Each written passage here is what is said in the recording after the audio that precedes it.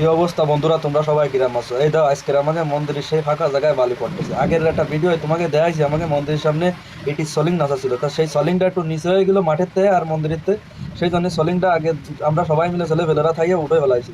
উঠানোর পরে বেশ কয়েকদিন ধরে বালি ভরতে হবে, তাই বলতে বলতে এই 3-4 দিন পরে এসে বালি পড়া শুরু হয়েছে। তাই আমি আর দীপু বস পাশাপাশি দাঁড়ায় বালি ভরা দেখছিলাম, আর ওই যে মন্দির কোনায় দেখতেছো দেবব্রত ভাইপো বস্তা বস্তা এদিক ওদিক কুড়ে মুড়ে ফেলায় দিচ্ছে যাতে ময়লা না থাকে বালির তলে। তা এই বালি তোমাকে ওইদিকে ফাইভি কেউ ভরে কিনা, কিংবা তোমাকে ওইদিকে ফাইভের বালি যায় কিনা, তোমাকে কার কার এলাকায় এরকম ধরনের ফাইভ দিয়ে বালি ভরা হয় শেষে কমেন্টের মাধ্যমে জানাবা। আমাদের এলাকার আশেপাশে কিন্তু প্রায় পুকুর টুকুর এই ফাইভের বালির মাধ্যমে বোঝানো হয়। তা বেশিরভাগ বালি এই ফাইভের মাধ্যমে বেশিরভাগ গানা টানা বোঝানো হয়।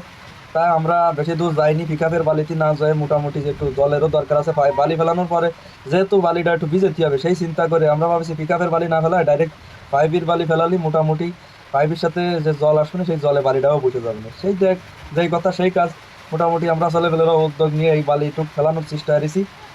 তা এই জায়গায় বালি ভরার পরে তুমি দেখতে কিরাম দেওয়া যায় সেটা দেওয়ার জন্য তোমরা অপেক্ষা করো। তার মধ্যে দিয়ে দাও আমি একটু ক্যামেরা উলট পালাট এটা দেখছিলাম যে কিরাম দেওয়া যাচ্ছে। এ দাও বালি ভরার সর্বশেষ পর্যায়ে হলো কি এই যে দাও, আগে কিরাম নিচে ছিল, এখন মাঠের সাথে মন্দিরের সাথে কিরাম একটা সমান উঠানো হয়ে গেছে। যাই হোক, ভিডিওটা যদি তোমাকে ভালো লাগে থাকে আর এই পাইপের বালি কেমন লাগতেছে পাইপের বালি ভরার পরে, তা অবশ্যই জানা যাবে। ধন্যবাদ তোমাকে, টাটা।